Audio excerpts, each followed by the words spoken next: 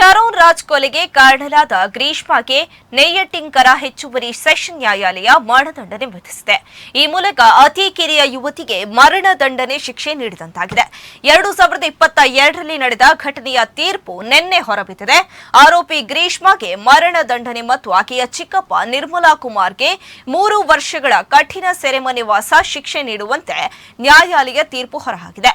ಗ್ರೀಷ್ಮಾ ತನ್ನ ಗೆಳೆಯ ಶರೋನ್ನನ್ನ ಕೊಲೆ ಮಾಡಲು ಗಿಡಮೂಲಿಕೆ ಔಷಧಿಯಲ್ಲಿ ವಿಷಕಾರಿ ಕೀಟನಾಶಕವನ್ನ ಬೆರೆಸಿ ವಿಷ ಕುಡಿಸಿದ್ದಾಳೆ. ಅದು ಸ್ಲೋ ಪಾಯ್ಸನ್ ಅಂತೆ ಕೆಲಸ ಮಾಡಿ ಪ್ರಿಯಕರನ ಜೀವ ಬಲಿ ಪಡೆದಿದೆ.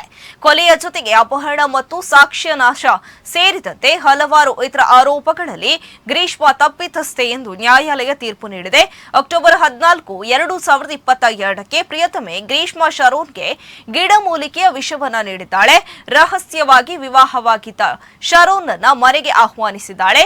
ಗ್ರೀಷ್ಮಾಳಿಗೆ ಅದಾಗಲೇ ಕುಟುಂಬದ ಮೂಲದವರು ಬೇರೊಬ್ಬ ವರನನ್ನ ನೋಡಿದ್ರು. ಆತನೊಂದಿಗೆ ವಿವಾಹ ಮಾಡಿಕೊಡಲು ತೀರ್ಮಾನಿಸಿದ್ಲು. ಆಕೆಗೂ ಇಷ್ಟ ಇತ್ತು. ಮುಂದೆ ಹಳೆಯ ಪ್ರೇಯಸಿ ಶರೋನ್ನ ತನ್ನ ಮುಂದಿನ ದಾಂಪತ್ಯ ಜೀವನಕ್ಕೆ ಕಂಟಕನಾಗುತ್ತಾನೆಂದು ಅರಿತ ಕಪಟ ಪ್ರೇಯಸಿ ಗ್ರೀಷ್ಮಾ ವಿಷವನ್ನ ಉಣಪಡಿಸಿದ್ದಾಳೆ. ಅದನ್ನ ಹಿಂದೂ ಮುಂದೆ ಯೋಚಿಸದ ಶರೋನ್ ಕುಡಿದಿದ್ದಾನೆ.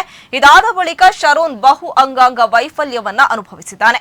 11 ದಿನಗಳ ಚಿತ್ರಹಿಂಸೆಯನ್ನ ಆತ ಅನುಭವಿಸಿ ಅಂತಿಮವಾಗಿ ಅಕ್ಟೋಬರ್ 25, 2022ರಂದು ಸಾವನ್ನಪ್ಪಿದ್ದಾನೆ.